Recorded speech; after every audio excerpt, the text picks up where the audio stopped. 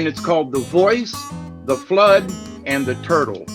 Well, once there was a chief whose wife, to the fear and wonder of the people, gave birth to 4 little monsters. The elders said, "These strange children will bring great misfortune. It would be better to kill them right now for the sake of the tribe." Now, as an aside note, the Tlingit tribe, which Robert brought up, I knew a legend keeper from the Tlingit tribe whose stories were over 3,000 years old. And he said that there were 4 basic tribes. And I can't remember, he could tell you which, if a man and woman from the wrong tribes got together and had a child, they would take that child out on the ice right after it was born, because they knew somehow, not to be cruel, but it would mess up the genetic pool of the 4 major tribes of the Tlingit. They didn't want to, 2 people from the same tribe, okay, but if you mixed with this one or that one, nah, can't do it. You could lead the tribe, but you anyway. So it would be better to kill them right now for the sake of the tribe, and they absolutely believed that for thousands of years. "No way will we kill them," said their mother. "These children will turn out all right by and by." But they didn't turn out all right. These small monsters grew fast, much faster than ordinary children, and became very big. Could they be monsters? I mean, giant. Anyway, they had 4 legs and arms each. They hurt other children. They upset teepees. They tore up buffalo robes. They befouled people's food. A wise man who could see things in his mind, which had not yet happened, he was a soothsayer, I guess, said, "Kill these strange bad things before they kill you." But their mother said, "Never. They'll be fine young men someday." Well, they never became fine young men. Instead, they started killing and eating people. At that point, all the men in the village rushed at them to do away with them, but by then it was too late.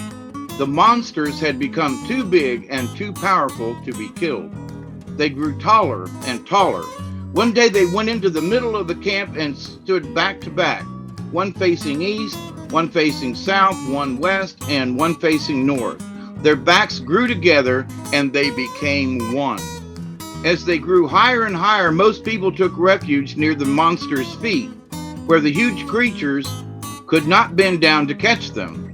But people who stayed farther off were seized by mile-long arms, killed and eaten. The 4 monsters, now grown together, rose up to the clouds and their heads touched the sky. Then the man who could see into the future heard a voice telling him to set up a hollow reed and plant it in the ground. The man did, and the reed grew bigger and bigger very fast. In no time it rose to touch the sky. The man heard the voice again saying, "I will make a great flood. When the signs of bad things coming appear, you and your wife climb up inside this hollow cave. Be naked as you were born, and take with you a pair of all of the good animals in order to save them." Sounds like Moses, don't it? The man asked, "What sign will you be sending?" The voice said, "When all the birds in the world, birds of the woods, the sea, the deserts, and the high mountains, form up into a cloud flying from north to south, that will be the sign. Watch for the cloud of birds." Now that's interesting. One day the man looked up and saw a big cloud made of birds traveling from north to south. At once he and his wife moved up into the hollow reed, taking with them all the animals they wished to save. Then it began to rain and did not stop. Waters covered the earth and kept rising until only the top of the hollow came and the heads of the monsters were left above the surface. Inside the hollow reed, the man and his wife heard the voice again. "Now I shall send Turtle to destroy the monsters." The monsters' heads were saying to each other, "Brothers, I'm getting tired. My legs are weakening. I can't keep standing much longer." The flood swirled around them with great currents that almost swept them away. Then the great turtle began digging down underneath the monster's feet. It uprooted them, and they could not keep their footing, but broke apart and toppled over.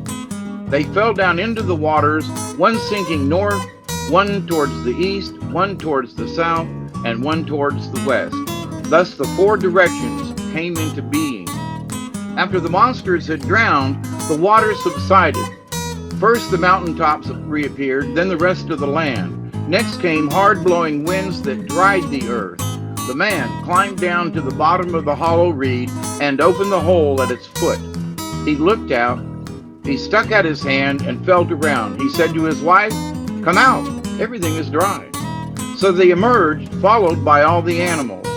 They left the reed, which collapsed and disappeared. But when they stepped out on the earth, it was bare. Nothing was growing. The wife said, "Husband, there's nothing here, and we are naked. How shall we live?" The man said, "Go to sleep." They lay down and slept, and when they woke the next morning, all kinds of herbs had sprung up around them. The second night when they slept, trees and bushes grew. Now there was firewood to keep them warm, and all kinds of woods for making bows and arrows. During the third night, green grass covered the earth, and the animals appeared to graze on it. Change page. The man and his wife went to sleep a fourth time and woke up inside a grass hut. They stepped out and found a stalk of corn. Then they heard the voice say, "This will be your holy food." It told the woman how to plant and harvest the corn, and ended with, "Now you have everything you need. Now you can live. Now you will have children and form a new generation. If you, woman, should plant corn and something other than corn comes up, then know that the world will come to its end." After that, they never heard the voice again. I love you all. Have a wonderful night. Be the frequency you want to receive.